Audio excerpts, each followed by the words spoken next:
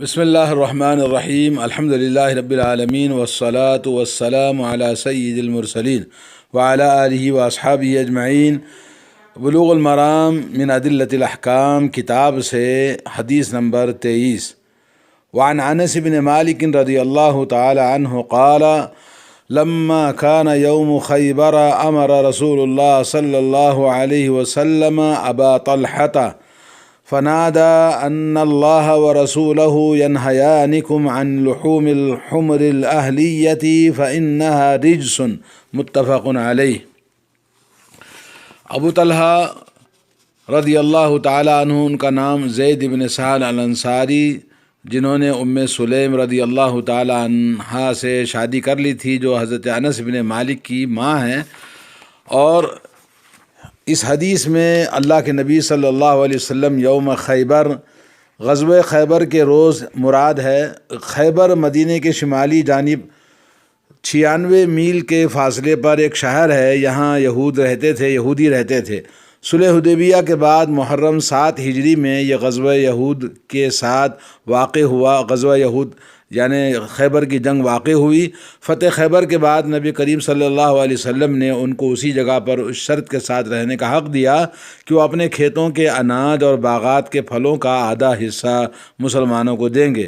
پھر حضرت عمر رضی اللہ تعالیٰ عنہ نے اپنے دور خلافت میں ان کو تیمہ اور اریحہ کی طرف جلا وطن کر دیا۔ ینہیانکم میں تثنیہ کی ضمیر اللہ اور اس کے رسول صلی اللہ علیہ وسلم کی طرف راجع ہے، یعنی تمہیں اللہ اور اس کے رسول منع فرماتے ہیں، حرام قرار دیتے ہیں۔ الحمر یہ جمع ہے حمیر کی، اور یہاں پر اس کا واحد حمار ہے، اردو میں جسے گدھا کہتے ہیں۔ الاہلیہ گھریلو، جنگلی نہیں ہے، جنگلی اس سے مستثنیٰ ہے۔ الاہلیہ کی نسبت اہل کی طرف ہے، یعنی وہ جسے انسان اپنے گھروں کے اطراف میں اہل و عیال کے ہاں پرورش کرتا ہے اور پالتا ہے، جس کو دھوبی استعمال کرتے ہیں۔ رجس کے را کے زیر سے ہر وہ چیز جسے ایک انسان گندگی تصور کرتا ہے، خواہ وہ نجس ہو یا نہ ہو، لہذا اس سے یہ لازم نہیں آتا کہ گدھا کا جھوٹا نجس اور ناپاک ہو۔ حاصل کلام یہ ہے کہ گدھے کا گوشت بالاتفاق سب کے نزدیک حرام ہے۔ حضرت ابن عباس رضی اللہ تعالیٰ عنہ اسے جائز سمجھتے ہیں۔ گدھے کا جھوٹا ائمہ اربعہ کے نزدیک پاک ہے۔ بعض فقہا مثلاً امام حسن بصری اور امام اوزاعی وغیرہ اسے ناپاک کہتے ہیں، جھوٹے کو بھی۔ اس بارے میں ائمہ اربعہ کی رائے قابل ترجیح اور زیادہ قرین ثواب ہے۔ تو اس طرح سے آپ کو معلوم ہوا۔ اور راوی حدیث حضرت ابو طلحہ کنیت ہے، نام زید بن سہل بن الاسود بن حرام انصاری کبار صحابہ کرام میں سے آپ کا شمار ہوتا ہے۔ بیعت عقبہ میں شریک تھے اور اس کے ساتھ تمام غزوات میں بھی یہ شریک رہے۔ غزوہ احد میں حضور صلی اللہ علیہ وسلم کے خاص دفاع کرتے ہوئے ہاتھ ان کا شل ہو گیا تھا۔ معرکہ حنین میں 20 دشمنوں کو، اسلام کے جو خاص دشمن تھے، ان کو قتل کیا، اور سن 34 ہجری میں بقول بعض 51 میں وفات پائی۔ سلسلے میں صحیح بخاری کی روایت ہے کہ حضرت انس رضی اللہ تعالیٰ عنہ کہتے ہیں کہ رسول اللہ صلی اللہ علیہ وسلم کے پاس ایک شخص آیا اور اس نے کہا کہ میں نے گدھا کھایا ہے۔ پھر دوسرا شخص آیا اور اس نے کہا کہ میں نے بھی گدھا کھایا ہے۔ پھر اس کے بعد تیسرا شخص آیا اور اس نے بھی کہا کہ جی میں نے گدھا کھایا ہے۔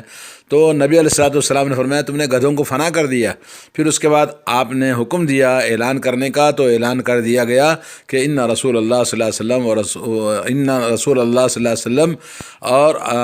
ان اللہ ورسولہ ینہیانکم عن لحوم الحمر الاہلیۃ فانھا رجس۔ تو اللہ اور اللہ کے رسول دونوں اس بات کا حکم دیتے ہیں کہ گھریلو جو گدھے ہوتے ہیں ان کا گوشت کھانا حرام ہے۔ فإنھا رجس، اس لیے کہ وہ نجس اور ناپاک ہیں۔ فأکفئت القدور، تو جو ہانڈیوں میں گوشت پک رہا تھا سب اس کو الٹ دیا گیا، پھینک دیا گیا۔ وإنھا لتفور بالحمر، جبکہ ہانڈیاں گوشت سے پک رہی تھیں۔ یہاں پر حرمت گھریلو گدھوں کی ثابت ہوتی ہے، اور اسی طرح دوسری احادیث سے بھی حضرت علی رضی اللہ تعالیٰ عنہ، حضرت عبداللہ بن عمر، حضرت جابر بن عبداللہ اور ابن ابی ابن ابی اوفا اور حضرت برا ابن عازب اور ابی ثعلبہ الخشنی اور حضرت ابو ہریرہ اور عذوار بن ساریہ اور خالد بن ولید، عمر بن شعیب عن ابیہ عن جدہ اور مقدام ابن معدی کرب اور ابن عباس کلہا، ان تمام صحابہ سے یہ ثابت ہے کہ اسلام میں گھریلو غذا کھانا بالکل حرام ہے۔ دین حضرت جابر بن عبداللہ رضی اللہ تعالیٰ عنہ سے جو حدیث بیان فرمائی ہے کہ رسول اللہ صلی اللہ علیہ وسلم نے حرام قرار دیا ہے، یعنی یوم خیبر، جنگ خیبر کے موقع پر گھریلو گدھوں کو اور اسی طرح سے خچر کے گوشت کو اور ہر وہ جانور درندہ جو پھاڑ کھانے والا ہے، جو جس کے انگلیوں سے وہ شکار کرتا ہے، اور اسی طرح وہ تمام پرندے جو اپنے پیروں میں چنگل میں پکڑ کر کھاتے ہیں، یعنی وہ پرندے جو شکار کرتے ہیں پیروں سے اور پیروں سے کھاتے ہیں، اور اسی طرح وہ پھاڑ کھانے والے جتنے درندے ہیں وہ تمام کا گوشت اللہ کے نبی صلی اللہ علیہ وسلم نے حرام قرار دیا ہے، اور یہ ترمذی کی حدیث ہے، شیخ البانی نے اس کو صحیح قرار دیا ہے۔ قرآن مجید میں اللہ تعالیٰ نے فرمایا کہ والخیل والبغال والحمیر لترکبوها، سورہ نحل آیت نمبر 8، کہ گھوڑے، خچر، گدھے جس پہ آپ سواری کرتے ہیں، اور نبی علیہ الصلوۃ والسلام سے بھی ثابت ہے کہ آپ نے گدھے پر سواری کی ہے، اور یہاں پر گھریلو گدھے سے مراد وحشی گدھا جو کہ شکار کیا جاتا ہے وہ اس سے خارج ہے، اور شکار کر کے جو وحشی گدھا، جنگلی گدھا جو ہوتا ہے اس کا کھانا جائز ہے، اور یہاں پر فرق کر دیا گھریلو گدھا تو اس سے خود بخود خارج ہو جاتا ہے شکار کیا ہوا جنگلی گدھا۔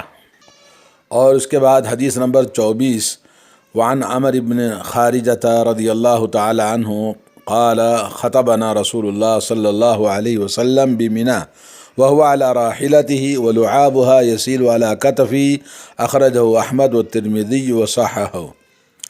حضرت عمر بن خارجہ رضی اللہ تعالیٰ عنہ سے روایت کی جاتی ہے، روایت کرتے ہیں کہ رسول اللہ صلی اللہ علیہ وسلم نے اپنی سواری پر مقام منی میں ہمیں خطاب فرما رہے تھے، خطبہ دے رہے تھے، اور اس اونٹنی کا لعاب دہن میرے کندھوں پر بہتا تھا جس پر رسول اللہ صلی اللہ علیہ وسلم سوار تھے۔ یہ مسند احمد اور ترمذی نے روایت کیا، اور امام ترمذی نے اس کو صحیح قرار دیا ہے۔ اس حدیث میں یہ منی، مکہ مکرمہ، وہ جگہ جہاں حج کے دوران حجاج کرام منی کے اندر مشہور ترین شعائر میں سے داخل ہے، قربانی کی جگہ قربان گاہ بھی ہے، اور یہاں پر لعاب کہا گیا ہے جس میں اونٹنی یا کوئی بھی سواری کا جو لعاب ہوتا ہے، لعاب دہن، یعنی رال ٹپکنا بھی کہتے ہیں اس کو، تو اونٹنی کے منہ سے جس پہ آپ صلی اللہ علیہ وسلم سوار تھے وہ گر رہا تھا۔ یہ حدیث اس بات کی دلیل ہے کہ ان حیوانات کا لعاب دہن پاک ہے، یعنی ان کی رال جو ٹپکتی ہے وہ پاک ہے، جن کا گوشت کھایا جاتا ہے، جی، اور جن کا گوشت کھانا حاجت ہے، اونٹ ہے اور دوسرے گائے ہے، بیل ہے، بکرا ہے، تو ان کے لعاب پاک ہیں جن کے گوشت کھائے جاتے ہیں۔ اور اسی طرح سے بخاری رحمۃ اللہ علیہ نے ایک باب باندھا ہے، باب ابوال الابل والدواب والغنم ومرابدها، یعنی باب اونٹ، بکری اور چوپایوں کا پیشاب اور ان کے رہنے کی جگہ کے بارے میں۔ حضرت ابو موسیٰ اشعری رضی اللہ تعالیٰ عنہ نے دار برید میں نماز پڑھی، حالانکہ وہاں گوبر تھا اور ایک پہلو میں جنگل بھی تھا۔ پھر انہوں نے کہا یہ جگہ اور وہ جگہ برابر ہیں، یعنی دونوں جگہ برابر ہیں۔ امام بخاری رحمۃ اللہ علیہ نے دار البرید کوفے میں سرکاری جگہ تھی جس میں خلیفہ کے ایلچی قیام کیا کرتے تھے۔ حضرت عمر، حضرت عثمان کے زمانوں میں ابو موسیٰ اشعری رضی اللہ تعالیٰ عنہ کوفے کے حاکم تھے۔ اسی جگہ اونٹ، بکری وغیرہ جانور بھی باندھے جاتے تھے، اسی لیے حضرت ابو موسیٰ نے اسی میں نماز پڑھ لی اور صاف جنگل میں جو قریب ہی میں تھا جانے کی ضرورت نہ سمجھی۔ پھر لوگوں کو دریافت کرنے پر بتلایا کہ مسئلے کی روح سے یہ جگہ اور وہ صاف جگہ دونوں برابر یعنی پاک ہیں، اور اس قسم کے چوپایوں کا لید اور گوبر نجس نہیں ہے۔ انس بن مالک رضی اللہ تعالیٰ عنہ کی ایک حدیث کو بیان فرمایا امام بخاری رحمۃ اللہ علیہ نے کہ کچھ لوگ عقل، ارینا قبیلوں کے مدینے میں آئے اور بیمار ہو گئے۔ رسول اللہ صلی اللہ علیہ وسلم نے انہیں لقاح میں جانے کا حکم دیا اور فرمایا کہ وہاں اونٹوں کا دودھ اور پیشاب پئیں۔ چنانچہ وہ لقاح چلے گئے، اور جب اچھے ہو گئے تو رسول اللہ صلی اللہ علیہ وسلم کے چرواہے کو قتل کر کے جانوروں کو ہانک کر لے گئے، یعنی جانور چوری کر کے لے گئے۔ اور علیہ صبح رسول اللہ صلی اللہ علیہ وسلم کے پاس اس واقعے کی خبر آئی تو آپ نے ان کے پیچھے آدمی دوڑائے۔ دن چڑھے وہ حضور صلی اللہ علیہ وسلم کی خدمت میں پکڑ کر لائے گئے تھے۔ آپ کے حکم کے مطابق ان کے ہاتھ پاؤں کاٹ دیے گئے اور آنکھوں میں گرم سلاخیں پھیر دی گئی، اور مدینے کی پتھریلی زمین میں انہیں ڈال دیا گیا۔ پیاس کی شدت سے وہ پانی مانگتے تھے، مگر انہیں پانی نہیں دیا جاتا تھا۔ ابو قلابہ نے ان کے جرم کی سنگینی ظاہر کرتے ہوئے کہا کہ ان لوگوں نے ایک تو چوری کی، اور چرواہے کو رسول اللہ صلی اللہ علیہ وسلم کے چرواہے کو قتل کر دیا، اور آخر ایمان سے پھر گئے، کافر ہو گئے، مرتد ہو گئے، اور اللہ کے رسول صلی اللہ علیہ وسلم کے ساتھ جنگ کرنے کے لیے انہوں نے یہ کام کیا۔ یہ 8 آدمی تھے، 4 قبیلے ارینا کے اور 3 قبیلے عقل کے، اور ایک کسی اور قبیلے کا تھا۔ ان کو مدینے سے 6 میل دور ذوالمجد نامی مقام پر بھیجا گیا، جہاں بیت المال کی اونٹنیاں چرتی تھیں۔ ان لوگوں نے تندرست ہونے پر ایسی غداری کی کہ چرواہوں کو قتل کر دیا اور ان کی آنکھیں پھوڑ دیں اور اونٹوں کو لے بھاگے۔ اس لیے قصاص میں ان کو ایسی ہی سخت سزا دی گئی۔ حکمت اور دانائی اور قیام امن کے لیے ایسا ضروری تھا۔ اس وقت کے لحاظ سے یہ کوئی وحشیانہ سزا نہ تھی۔ جو غیر مسلم اس پر اعتراض کرتے ہیں، اور ذرا ان کو خود اپنی تاریخ ہائے قدیم کا مطالعہ کرنا چاہیے۔ اس زمانے میں ان کے دشمنوں کے لیے ان کے ہاں کیسی سنگین سزائیں تجویز کی جاتی تھیں۔ اسلام نے اصول قصاص پر ہدایت دے کر ایک پائیدار امن قائم کیا ہے، جس کا بہترین نمونہ آج بھی حکومت عربیہ سعودیہ میں ملاحظہ کیا جا سکتا ہے۔ تو بہرحال یہ حدیث دلالت کرتی ہے کہ ان کے پیشاب اور ان کے لعاب اور ان کے، جیسا کہ آپ نے دیکھا، گوبر جہاں پڑا ہوا ہے وہ سب، یعنی وہ جگہ پاک ہے، وہاں نماز پڑھی جا سکتی ہے۔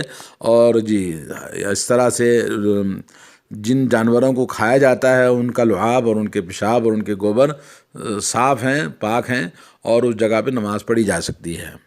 ایک اور حدیث میں حضرت انس سے مروی ہے کہ کان النبی صلی اللہ علیہ وسلم یصلی قبل ان یبنى المسجد فی مرابض الغنم۔ رسول کریم صلی اللہ علیہ وسلم مسجد کی تعمیر سے پہلے نماز بکریوں کے باڑ میں پڑھ لیا کرتے تھے، تو معلوم ہوا کہ بکریوں وغیرہ کے باڑ میں بوقت ضرورت نماز پڑھی جا سکتی ہے۔